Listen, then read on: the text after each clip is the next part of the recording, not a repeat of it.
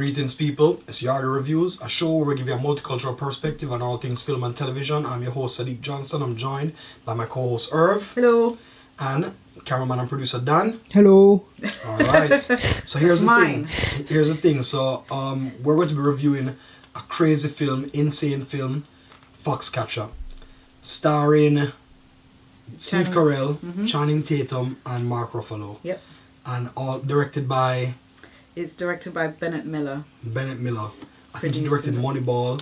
He directed Yeah. like a lot of Oscar bait films. I mean, this guy knows where, what he's doing as far as it comes to directing. He directs the proper movies, and let's just get into the meat of the matter here, right? Yeah. Listen, Steve Carell is known for his comedic performances. Yeah. He's a big comedic actor, and Steve Carell turned up the creepiness. Mm-hmm.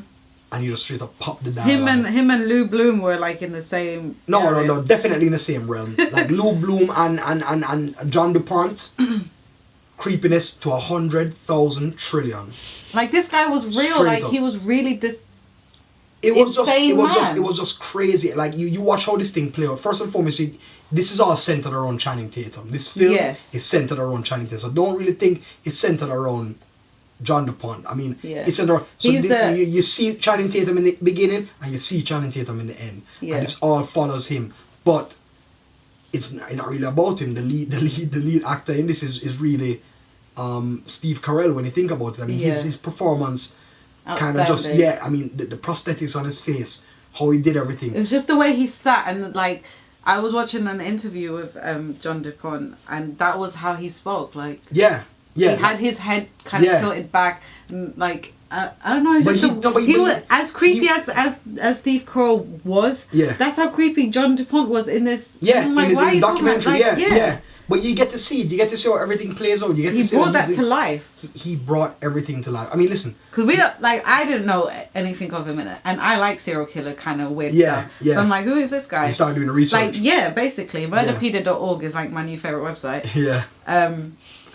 So he, like, comes from Yeah. wealth. I know. Like powerful serious money. wealth. Yeah. Especially for that time. Yeah. So this guy can do whatever the hell he wants, and then for him to like, it just seemed odd that he came from this sort of, his mother didn't approve of him being in like getting involved with Of wrestling. course, yeah. He She thought didn't. She thought it was beyond him. Like, yeah. beneath him. So for him to whatever. want to like be a like he insisted people call him a mentor and a philanthropist and this Yeah, and that, yeah, of course. and like he was this iconic guy. Like I feel like he built this thing in his head.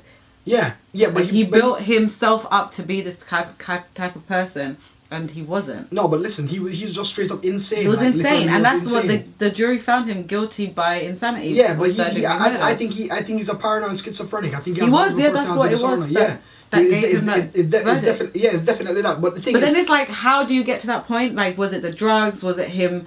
not only the drugs, it was the drugs, his wealth, The way he was brought up. and also his relationship with his mother. I think that Yeah, also 'cause messed he him up as well, because yeah, he he always mentions- wanted to try to please her, and she just did But what he then was don't doing. forget, there was a scene where he was trying. He tells Channing Tatum's character like, when he Yeah, grew up, he had a his really mum good used to pay- his friend, mum and used he to pay- found out yeah. that his mum was paying this boy to person be his to friend. be his friend, So it's just yeah. like, how twisted is this Yeah, family? listen. The first and foremost, like when I saw this film, like the first scene that got to me was when like he invited Channing Tatum into this place, Yeah. and dude just sat down, and dude was like, what you want to be, Yeah. and Channing was like, yeah, I also want to be the greatest in the world, and dude was just like, yeah. And I was like, Was that your I was godfather?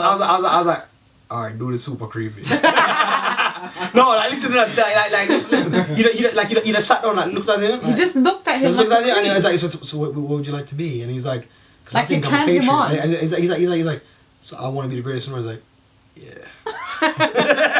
And I was like, And you know what? I was like, all right. The real. I was like, all right, cool.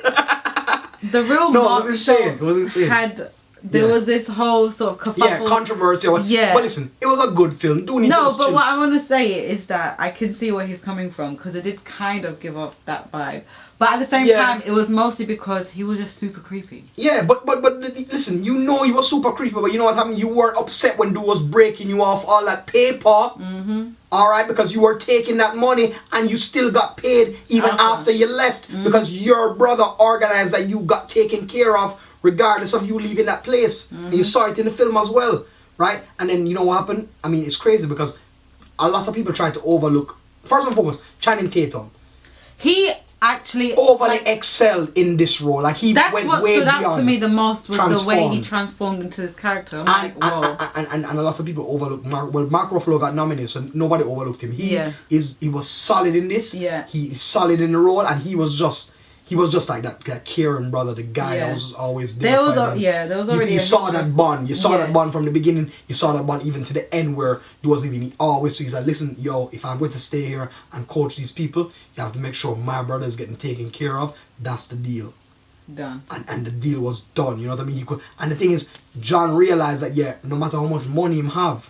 I feel like he was jealous of. Yeah, no, but he was jealous of. He didn't understand Mark Ruffalo's character because you have to understand that he had the control over all the guys because he is the wrestler and he wanted to be him. Yeah. That's the thing. Not only did he have the control, he didn't understand the love from his family. Yeah, like he didn't know about love. He didn't know about love, and I think he saw all of that. Because don't forget, there was a scene where he was like, oh, bring your brother, and he's like, I'll pay him $10,000. He was like, it's not about that. It's not about the money, and you could see that didn't click in his head. Yeah, he didn't care. But he eventually got him because he gave him an offer he couldn't refuse. Yeah. Had them stay on the property. Yeah. Gave and it worked out for him and his family. But at the end of the day, he didn't have that he never had that love, and I think he wanted to be what Dave was, who Dave was, and he knew that he couldn't attain that because he didn't have the woman, he didn't have the family, he didn't have the kids, he didn't have that, and I think that's what just snapped in him one day. He was just watching the documentary, and it was just crazy how that whole thing just happened. It was like, you get my car, boom came down, you have a problem with me, done, and it's done, game over. He was at that point. He was paranoid that he was gonna be killed by the CIA or some crazy. But they say all that in real life, and that's what he said he thought. But listen, how that whole film played out, you could say that he wants to do that from a long time. Yeah. And at that point, it just happened, and he felt like he could just do it, and it just stopped. It's just a paranoid. He should have been sorting out himself from when he was young, but you know how these affluent, wealthy people are. They ignore these issues, and then guess what happens? When the time comes, everything blows up in somebody's face. And that's exactly what happened. But listen, this film was solid. I give it a solid 9 cams. 9 cams is an awesome film. Yeah. All the performances were phenomenal. It definitely deserves Best Picture. It definitely deserves the nods it got for Steve Carell. And listen, people might say Channing Tatum was snubbed. Listen, Don't sleep on him. Don't sleep. Channing Tatum wasn't really, I wouldn't say he was snubbed. He still has a long way to go. He's got like this. I wouldn't really say he has a long way to go. He's proven himself now. And listen, he is definitely one of the guys you need to look out for. Yes. When it comes to another serious role, if he does it, he will definitely be up there. I feel like this is like... Give him a couple more serious roles, like 3 or 4. This is going to open the door for him. Yeah. To be that guy. Proper role, to be more like taking... Because trust me, this was the guy from Step Up, people. This was the guy who could not act like he was like a brick on the television. You didn't like Step Up? Anyway. Alright. What about the Jump Street movies? You didn't like them? Yeah. He's an excellent comedic actor. But he's an excellent comedic actor. Like he found his niche with comedy. He found his niche with comedy, and the comedy thing worked when he was. But Magic Mike wasn't even that much of a comedy. You see, Magic Mike was kind of like, it had a comedic element, but it was very serious as well. It was still kind of. I remember Steven Soderbergh. This guy's 9.5 weeks, dude. This guy does dope movies that he does. Crazy movies, you know what I mean? Like Sex Lies and Videotape, I think is one of his. Like Steven Soderbergh does insane flicks. You understand what I'm saying? That's his thing. And like, if he's working with directors like that, he's working with like these people.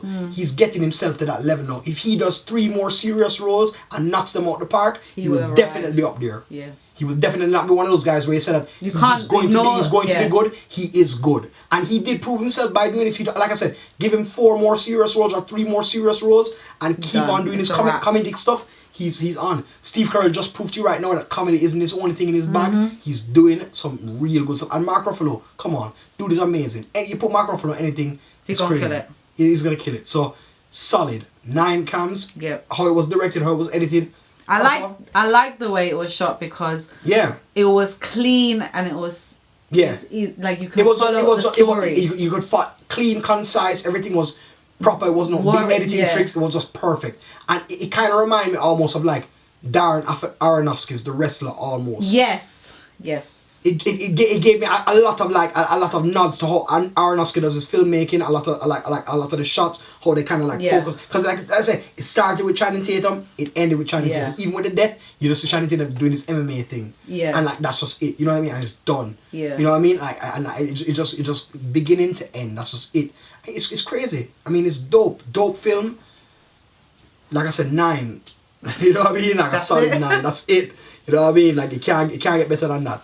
And it deserves all the nominations it got. Definitely. So I definitely big that up. So anyway, guys, listen, thank you so much for subscribing to the show, youtube.com/yardreviews. Also remember to email us at yardy.reviews@gmail.com, as well as follow us on Twitter at yardreviews. Also do remember to log on to Irv's WordPress on bigpicturesmallscreen.wordpress.com. All the reviews, all the blogs, all the good stuff is there. Anyway, me and Irv and Dan signing out. Big up yourself.